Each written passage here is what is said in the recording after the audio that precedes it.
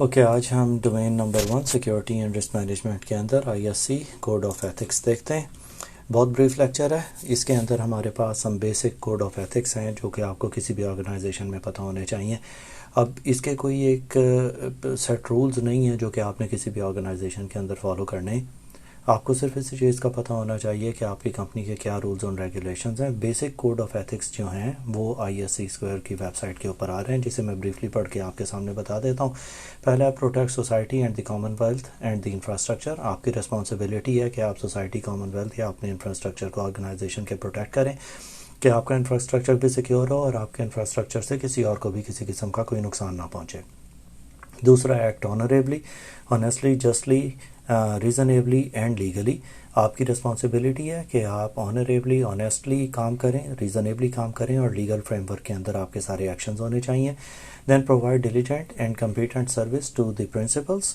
جو بھی آپ کے پرنسپلز ہیں اسے آپ 100% سروسز اور ساری چیزوں کو اچھی طرح سے امپلیمنٹ کریں.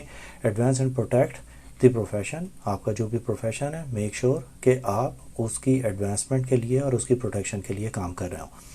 جب ہم اس کی کوڈ آف ایتھکس کی بات کرتے ہیں تو ہمارے پاس انٹرنیشنل ایسوسی ایشن آف بایو ایتھکس بھی آتی ہیں جسے ہم IAB کہتے ہیں. It's a certification which provides the highest industry credentials for digital media and advertising professionals. دونوں کے لیے ایک سیٹ فریم ورک بنا ہوا ہے جس کے اندر انہوں نے different rules and regulations define کیے ہیں کہ آپ انہیں فالو کرتے ہوئے اپنی آرگنائزیشن کے اندر اپنے گولز اچیو کر سکتے ہیں.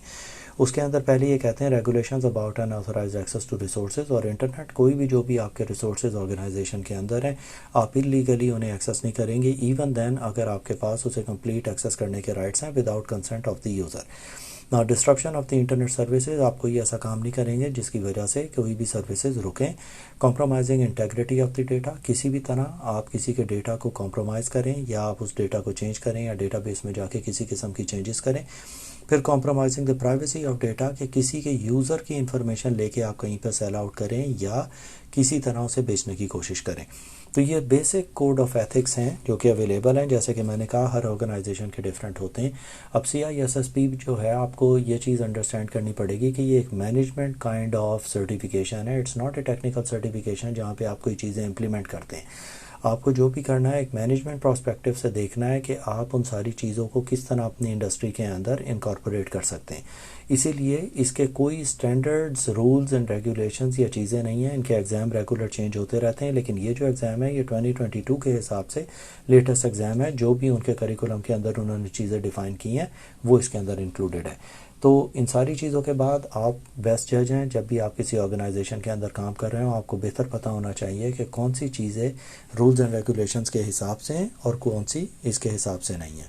Thank you very much.